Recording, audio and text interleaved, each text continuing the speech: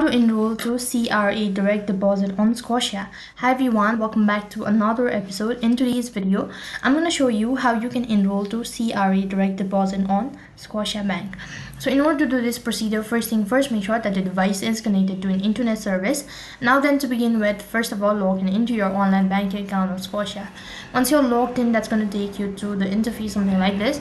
Now right on this page, go ahead and select my account, and after that under it go ahead and select basic. Once you tap on the basic, that's going to direct you to the basic account info page. Here you'll need to scroll down a bit and then go to account info section. While you tap on it, next page is going to show you the info as view details. Scroll down to the bottom and go to view details, tap on it. So as you click on it, a pop-up menu will appear, and right at the bottom there you can see Canadian Revenue Agency Direct Deposit Enrollment. Go ahead and tap on the arrow icon located right in the corner. Now you begin with the enrollment process, so go ahead and tap on the enroll button located right at the bottom. And after that, if you're sure about it, go ahead and tap on the continue button in order to begin with the other step. Now mark on the terms and condition. If you're sure about it, then go ahead and tap on the terms and condition and click the confirm button located right at the bottom.